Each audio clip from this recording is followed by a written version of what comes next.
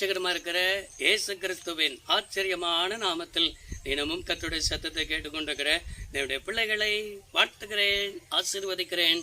நீங்கள் ஆசீர்வதிக்கப்பட்டவர்கள். எந்த நாளிலும் கூட உங்களை பார்த்துதான் தைரியப்படுத்துகிறார், தட்டி எழுப்புகிறார், நான் இருக்கிறேன்னு சொல்லுகிறார். ஏன் சொல்லுகிறார்னா, இன்னைக்கு இந்த மன உளைச்சலோடு கூட காணப்படுகிறீங்க. வேலை செய்கிற இடத்துல நிம்மதி இல்லை, வீட்டுக்கு வந்தால் நிம்மதி இல்லை, அது மாத்திரமல்ல யார்கிட்டையும் சந்தோஷமாக பேச முடியல என்று சொல்லி மன உளைச்சலோடு கூட காணப்படுகிறீங்க. இந்த மன உளைச்சலுக்கு நீங்கள் இடம் கொடுத்து எத்தனை மாதங்கள் இப்படிப்பட்ட போராட்டத்தோடு ஓடிக்கொண்டிருக்கிறீர்கள். இன்றைக்கு ஆண்டவர் உனக்கு ஒரு முற்றுப்புள்ளியை வைக்க விரும்புகிறார். பரிசுத்த வேதாகமம் சொல்லியிருக்கிறது, நிச்சயமாகவே முடிவு உண்டு, உன் நம்பிக்கை வீண் போகாது. நீ எதை நம்பிக்கொண்டிருக்கிறாய்? எந்த காரியத்தை நம்பிக்கொண்டிருக்கிறாய்? நடக்கலன்னு மன உளைச்சலா? சில மனிதர்கள் பேசுகிற வார்த்தை உனக்கு மன உளைச்சலா? இல்லை என்று சொன்னால் சில காரியம் நடந்த காரியம் இன்னைக்கு நடக்காமல் இருக்கிறதுனால மன உளைச்சலா?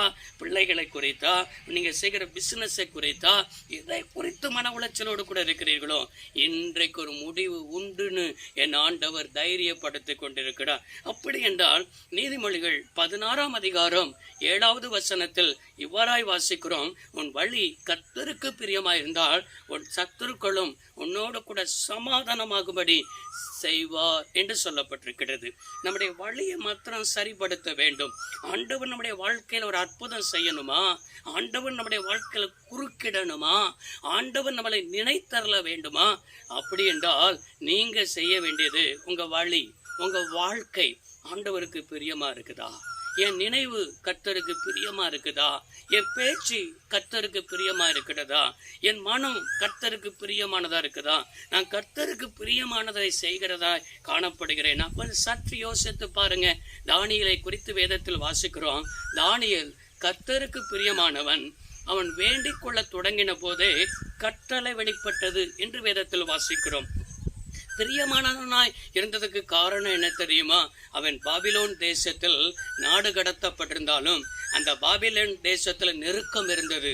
சட்டம் இவர்களுக்கு விரோதமாகவே ஏற்றப்பட்டிருந்தது. எந்த சட்டம் ஏற்றப்பட்டாலும், எந்த மனிதர்களுக்கு எதிர்த்து நின்றாலும், இவன் கர்த்தரை பிரியப்படுத்த பலகணிகள் திறக்கப்பட எருசலேமை நோக்கி கைகளை விரித்து அவன் வழக்கமாய் ஜபிக்கிற ஜபத்தை நிறுத்தவே இல்லை. காரணம் என்ன தெரியுமா? நான் கர்த்தரை பிரியப்படுத்தணும். சட்டம் எதிர்த்து நின்றா என்ன, மனிதர்கள் எதிர்த்து நின்றா என்ன, எத்தனை பிரதானிகள் எதிர்த்து நின்றா என்ன, என்னை பரலோகம் பார்க்கிறது. நான் கர்த்தரை பிரியப்படுத்தணும்னு சொல்லி கர்த்தருக்கு கொடுக்க வேண்டிய நேரத்தை மாத்திரம் யாருக்குமே கொடுக்கல. உங்க வாழ்க்கையில் இந்த மன உளைச்சலுக்கு காரணம் என்ன தெரியுமா? நீங்க ஆண்டவருக்கு கொடுக்க வேண்டிய நேரத்தை மனுஷனுக்கு கொடுக்கறது நிமித்தம், ஆண்டவருக்கு கொடுக்கற வேண்டிய நேரத்தை தூக்கத்துக்கு கொடுக்கறது நிமித்தம், ஆண்டவருக்கு கொடுக்க வேண்டிய நேரத்தை இன்னைக்கு சோசியல் மீடியா, சமூக வலைதளம், சினிமா, எல்லாவற்றுக்கும் ரட்சிக்கப்பட்டவனே இன்னைக்கு அந்ததுக்கு இந்ததுக்கு, இன்னும் செல்போனுக்கு, இப்படி பல ரீதிக்கு கொடுத்து கர்த்தரை வேதனைப்படுத்துகிறீர்கள், கர்த்தரை துக்கப்படுத்துகிறீர்கள், கர்த்தரை காயப்படுத்துகிறீர்கள். காயப்படுத்துறது நிமித்தம்தான் கர்த்தர் மௌனமாகவே இருக்கிறார். இந்த மன உளைச்சலுக்கு காரணம் நீங்க தான் என்பதாக ஆண்டவர் பேசிக் கொண்டிருக்கிறார். உன் வழியை கர்த்தருக்கு பிரியமா மாற்று. இன்னைக்கு எதெல்லாம் ஆண்டவர் வெறுக்கிறாரோ, இன்னைக்கு ஆண்டவர் எதெல்லாம் கோபப்படுகிறாரோ, ஆண்டவர் எதெல்லாம் துக்கமா இருக்கிறாரோ, அதெல்லாம் விட்டு அகற்ற வேண்டியதை அகற்றி, தூக்கி எறிய வேண்டியதை தூக்கி எறிந்து கர்த்தருக்கு உங்க வாழ்க்கையை ஒப்பு கொடுப்பீங்கன்னா, கர்த்தருக்கு உங்க வழியை ஒப்பு கொடுப்பீங்கன்னா, உங்க வழியை ஆண்டவர் பிரியப்பட்டுட்டாருன்னா உன் சத்துருக்களும் உன்னோடு கூட சமாதானமாகும்படி செய்வார். அப்படின்னா சத்துருக்கள் இல்லாதபடிக்கு ஒரு இளைப்பாறுதலை அனுபவிப்பீர்கள், ஒரு மன நிறைவை அனுபவிப்பீர்கள், மகிழ்ச்சியை அனுபவிப்பீர்கள். மன உளைச்சலெல்லாம் மாறி நீங்க சந்தோஷமா இருப்பதற்கு வழியை மாத்திரம் கர்த்தருக்கு பிரியமா இருக்க ஒப்பு கொடுங்கள். ஜெபிப்போம். சர்வ வல்லமையுள்ள தெய்வமே, அன்பு தகப்பனே, இந்த வார்த்தையை கேட்ட பிள்ளைகள் வாழ்ந்திருக்க, சுகித்திருக்க, இன்னைக்கு வழியை சரிபடுத்த, மன உளைச்சல்கள் மாற கர்த்தர் கிருபை தாரும். இயேசு ரட்சக நாமத்தில் பிதாவே, ஆமென். கர்த்தர் ஆசீர்வதிப்பாராக. God bless you all.